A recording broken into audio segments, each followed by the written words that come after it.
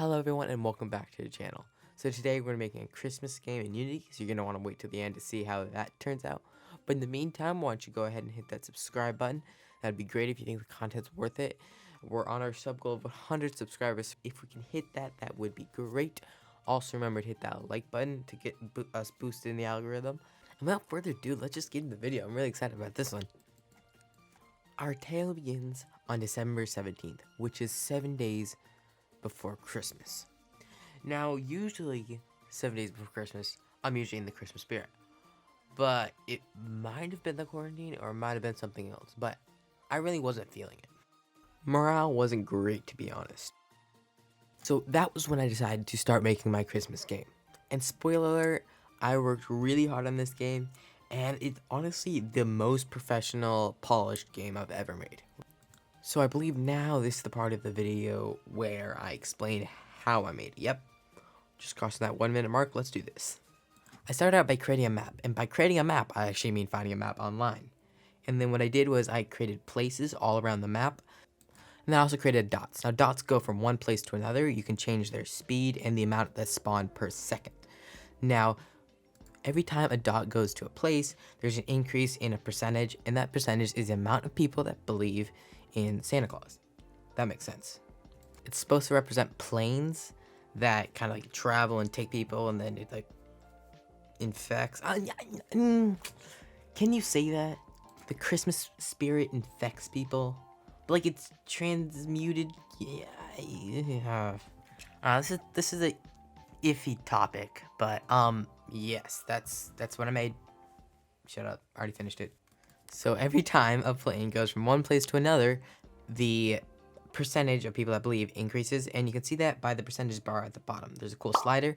I created it in Photoshop, which was actually pretty cool. So I did something in Photoshop, which looked semi-professional.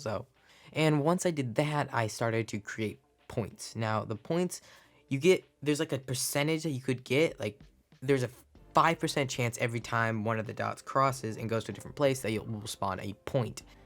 And then you need to click the point to actually get the point. Yeah, that sounds about right. And it's going to be useful in the shop that we're going to create later. But let's first take a look at how I coded the point. Now, there's a few issues I had because I had to make a dynamic button. Now, I'm not going to go into too much detail, but that was not a good way to do it. And I spent probably, I want to say a good quarter of the time actually working on that because I needed to make sure it was good and consistent.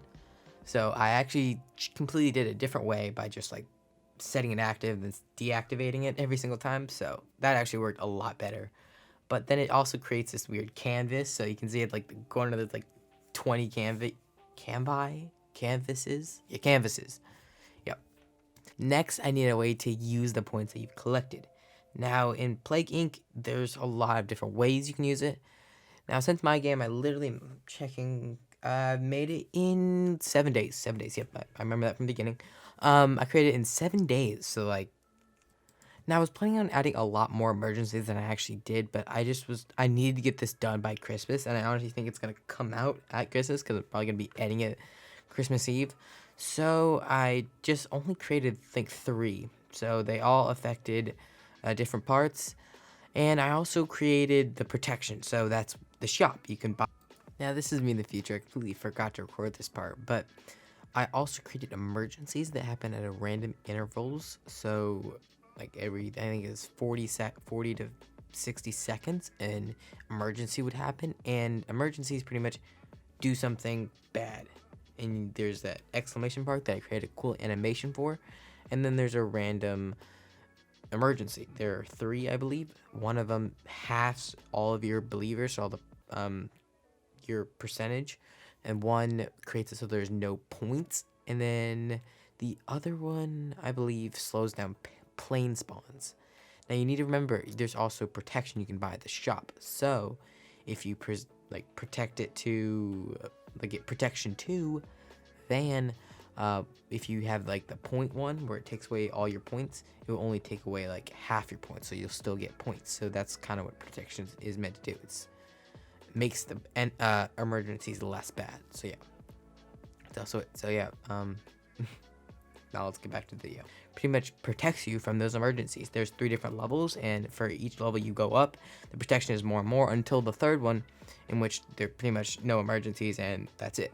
But you've already spent like 15 plus 30 plus 50 is like 95 points, so that's a lot. So you have to figure out how to spread it out over the. You can also create the number of airplanes. So you like have that a lot more. So the number of spawns you can increase, and also the speed.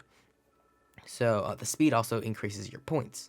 So there's a lot of different things you can do, and your goal pretty much is to finish the game by getting 100% of the people to believe.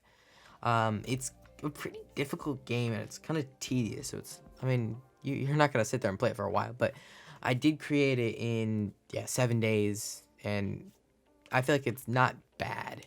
And all those graphics that you see, like the point graphics and some of the circle, is all created by me. So the artistic stuff there is a lot more than usual. So I think it's pretty cool. Like if you agree or disagree with my decision, and that's going to be the end of the video. Now it's a pretty short video, but I hope at least you enjoyed it. The demo should be on screen now, and when I said that it's the most polished and professional game I made, the bar set really low, to be honest. So, yeah, I got no excuses. But that's the end of the video. Do hope you enjoyed. If you did, consider hitting that like button. And if you want to see more of this type of content, consider subscribing. So, and turn on that bell so that you know when I create a new video. Yes, that's a classic YouTube line. And we're on our sub goal of 100 subscribers. So if you can hit that, that'd be great. I hope you have an awesome Christmas and New Year's, and I will see you next year. Oh my gosh. With another video.